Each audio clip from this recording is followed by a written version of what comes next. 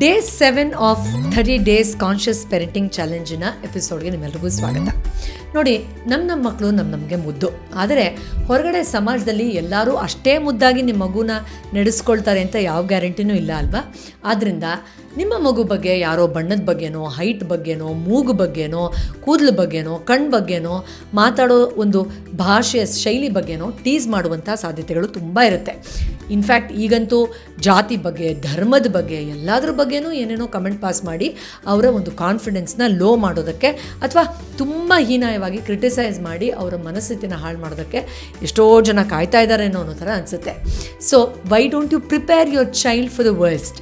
ಮನೆಯಲ್ಲೇ ನೀವು ಬಣ್ಣದ ಬಗ್ಗೆ ಟ್ರೈನಿಂಗ್ ಕೊಡೋದು, ಧರ್ಮದ ಬಗ್ಗೆ ನೋಡು ನೆಗೆಟಿವ್ ಆಗಿ ಹೀಗಂದರೆ ಈ ಥರ ನಡ್ಕೊಳ್ಬೇಕು, ಈ ಥರ ಅದಕ್ಕೆ ಉತ್ತರ ಕೊಡಬೇಕು, ಇದು ಅದರ ರಿಯಲ್ ಮೀನಿಂಗ್ ಅನ್ನೋ ಥರನೋ, ಅಥವಾ ಯಾರಾದರೂ ನಿನಗೆ ಈ ವಿಷಯಕ್ಕೆ ಟೀಸ್ ಮಾಡಿದ್ರೆ ಈ ಥರ ನೀನು ಅದನ್ನು ಹ್ಯಾಂಡಲ್ ಮಾಡಬೇಕು ಅಂತನೋ ನೀವು ಪೇರೆಂಟಾಗಿ ಮಗುನ ಮನೆಯಲ್ಲೇ ಅದಕ್ಕೆ ಮೊದಲೇ ಪ್ರಿಪೇರ್ ಮಾಡಬೇಕು.